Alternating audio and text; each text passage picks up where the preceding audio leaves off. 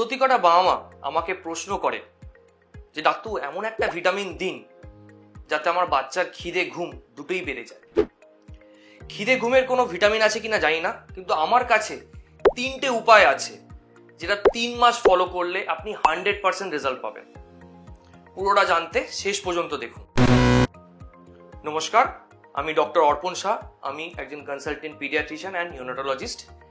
আজ আপনাদেরকে 3টে উপায় বলবো যাতে বাচ্চাদের খিদে ঘুম দুটোই ভালোভাবে বেড়ে যাবে। প্রথম উপায় হচ্ছে যথাযথ ফিজিক্যাল অ্যাক্টিভিটি করা। যে বয়সে যে খেলাধুলো করা উচিত সেই বাচ্চাকে সেই বয়সে করা। তাহলে কি কি করাবেন? প্রথম 6 মাসে বাচ্চারা তো বুঝতে পারে না, তাই তাদেরকে টামি টাইম করানো। টামি টাইম করলে খাবার দাবার ভালো হজমও হয়, দুধ ভালো হজমও হয়, আর এর সাথে ঘুমও ভালো হবে। 6 মাসের পর থেকে বাচ্চারা বসতে পারে, আর এই বসতে পারার পর থেকে বাচ্চাদেরকে বসে থেকে যে যে খেলাগুলো করানো যায় সেইগুলো করাবেন। 9 মাসের পর থেকে বেশিরভাগ বাচ্চারাই হামাগুড়ি দিতে পারে, তাহলে ভালো করে তাকে হামাগুড়ি দেওয়া করাবে। 1 বছর বয়সে মোটামুটি বাচ্চারা দাঁড়াতে পারে, আর 1.5 বছরে দৌড়াতে পারে। আর এই 1 আর 1.5 বছরের মধ্যেই বাচ্চারা হাঁটা শিখে। যেই হাঁটা শিখে গেল, বাচ্চাদেরকে যথাযথ হাঁটাবেন। 2 হাত ধরে বাবা মা দুজনে মিলে যেন বাচ্চাকে ঠিকঠাকভাবে হাঁটা। 1.5 বছরের পর থেকে বাচ্চারা দৌড়াতে শিখে যায়, তাহলে অবশ্যই তাদেরকে পার্কে নিয়ে যাবেন যাতে তারা ছোটাছুটি করে খেলাধুলো করে। আমি আগেও বলেছি কোন বয়সে কতটা বেশি খেলা উচিত বা কতক্ষণ খেলা উচিত।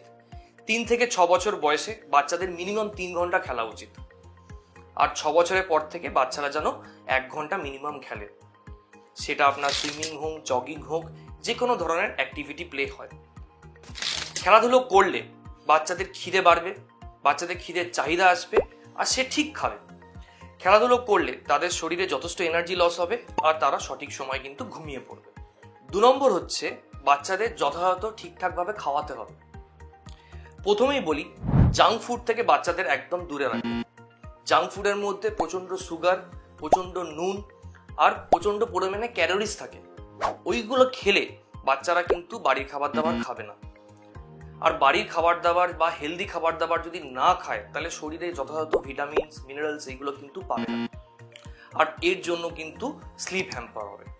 আরেকটা কি জিনিস দূরে রাখবেন, সেটা হচ্ছে চকলেট। চকলেটের মধ্যে ক্যাফেন থাকে, আর সেটাও কিন্তু ঘুমকে হ্যাম্পার করতে পারে। আর লাস্টলি সবচেয়ে ইম্পর্টেন্ট যে পয়েন্ট, মোবাইল টিভি থেকে বাচ্চাকে দূরে রাখুন।